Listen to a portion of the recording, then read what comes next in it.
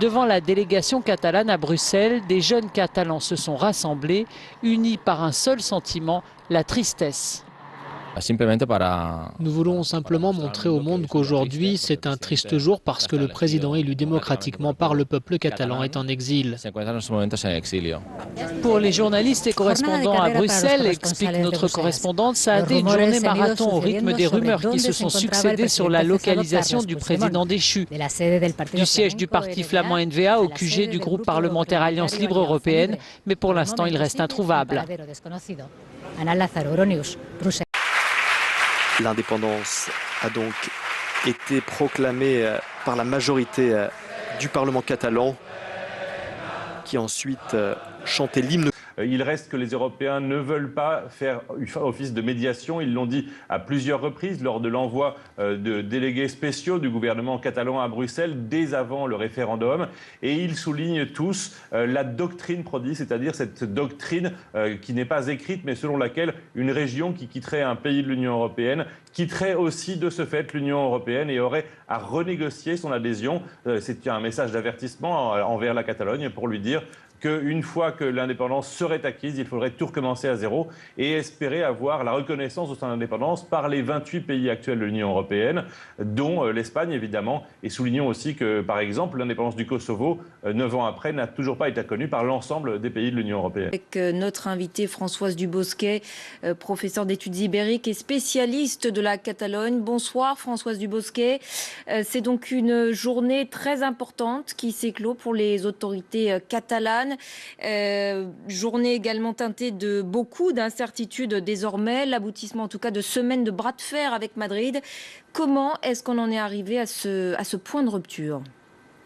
Alors je pense qu'il faut comprendre que l'Espagne a connu une situation économique difficile, que la Catalogne est un des moteurs de l'économie espagnole, pas le seul, mais un des moteurs de cette économie, mais qu'on assiste aussi en Espagne à une certaine forme de lassitude. On l'a vu, les dernières élections générales avaient laissé un goût amer. Il a fallu revenir aux urnes puisque M. Rajoy, il n'y avait pas de parti qui s'imposait. Donc il y a une crise économique, il y a une crise éthique, il y a pas mal de problèmes de corruption qui touchent en effet l'État central, mais aussi la Catalogne, puisque la famille Pujol, qui a très longtemps été le premier président, l'un des premiers présidents de la Catalogne depuis la mort de Franco, qui était Jordi Pujol, et sa famille sont touchés aussi par de graves scandales de corruption. Donc on a en effet une espèce de déliquescence, je dirais, sur le plan éthique, sur le plan économique, des angoisses. Et quand on a des angoisses, on sait très bien qu'on a tendance à se replier, et c'est ce qui s'est un peu passé par rapport à ça, avec une réaction avec deux chefs, je dirais, deux représentants qui sont M. Rajoy, qui est absolument fermé à tout dialogue, etc. Et on a en face Puigdemont qui est dans la même situation. Donc on a un non-dialogue, et je pense que là, ce que montre, et ce qui c'est triste à ce niveau-là, c'est qu'il n'y a pas de dialogue et d'échange vraiment entre le gouvernement central et le gouvernement catalan. Ça, c'est un des premiers problèmes vraiment fondamental. Bon, le deuxième problème, je pense que c'est aussi l'intervention du roi qui a laissé un peu perplexe, parce que le roi en effet s'est placé comme le chef de l'État et le garant de l'unité de l'Espagne, mais c'est vrai que l'envoi de la garde civile en Catalogne lors du référendum a provoqué une réaction extrêmement violente et je pense que peut-être il aurait été préférable de dialoguer, trouver d'autres formes de discussion que d'envoyer une forme. Je pense que la présence de la garde civile et la relation avec les Mossos d'Esquadra, on a bien vu, là il y a une espèce de flottement. C'est vrai que ça a aussi un peu redonné, je veux dire d'une certaine mesure, ça a redonné un peu de force aux indépendantistes. Je veux dire, ça a vraiment relancé le mouvement s'il avait besoin d'être relancé. Et ce qui est grave aussi, c'est que ça sépare l'Espagne, ça sépare les Catalans. Et je voudrais quand même rendre hommage à une ville comme Barcelone, qui est une ville absolument magnifique, une culture catalane qui est très, très belle, mais qui là est en train, à l'intérieur même de la société catalane, de se briser. Je pense qu'en effet, il y a beaucoup de gens qui sont contents ce soir, mais il y a beaucoup de gens qui ne sont pas contents non plus. Et dans les familles, dans chaque lieu, on le voit, les discussions sont très fortes. On a des Juan Marcé, par exemple, qui est un des grands auteurs catalans, a vu ses livres bombés et jetés. Joan Manuel Serrat, qui a été un des cantauteurs cantautor, et qui reste un cantautor reconnu dans le monde entier, traité de nazi, c'est insupportable. Ouais. Et là, on voit se surgir les extrêmes.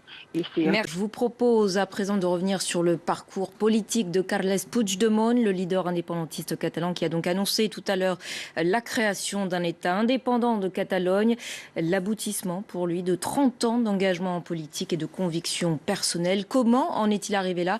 Nous avons essayé de comprendre son cheminement en nous rendant à Amer dans son village natal.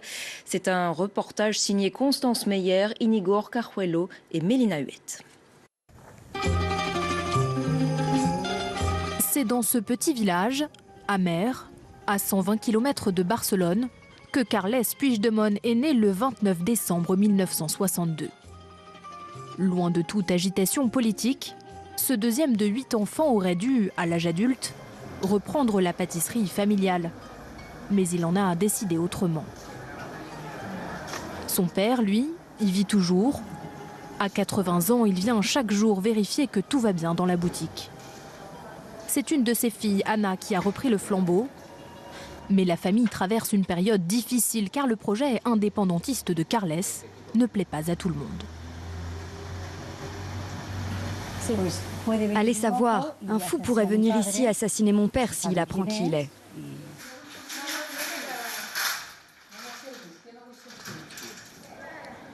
Carles Puigdemont a fait la plus grande partie de sa scolarité à Amer.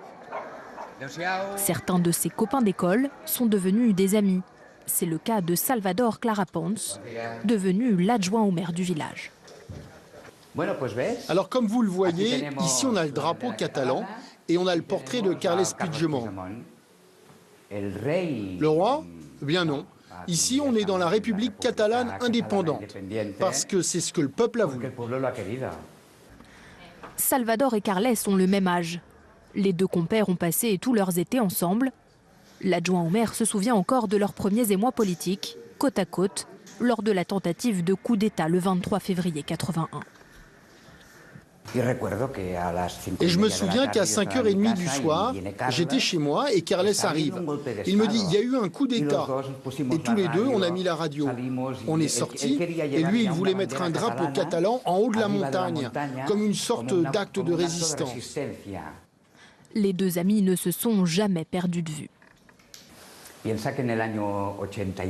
Je crois qu'en 1985, oui c'est ça, on était déjà adultes.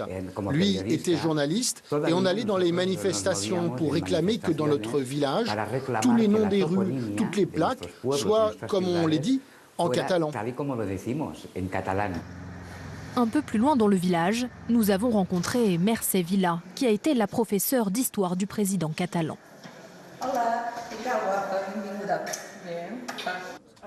Elle a conservé la gazette dans laquelle l'adolescent inscrivait déjà à l'encre noire ses idées politiques.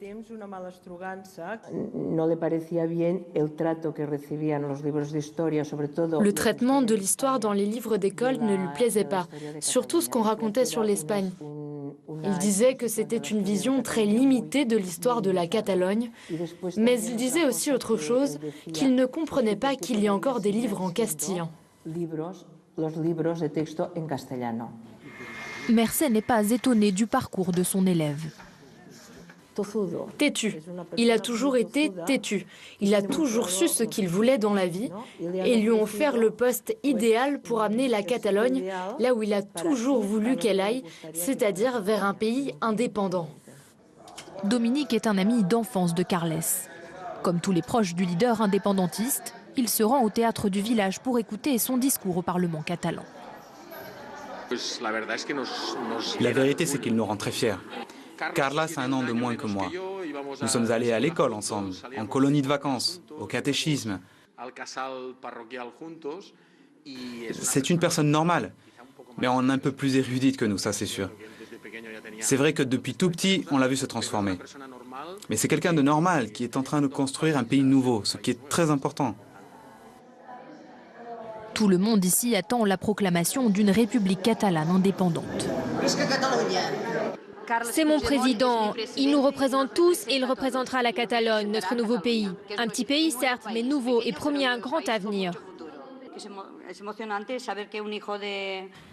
C'est émouvant de voir qu'un enfant du village est devenu président de la Généralité de Catalogne et qu'il va annoncer l'indépendance.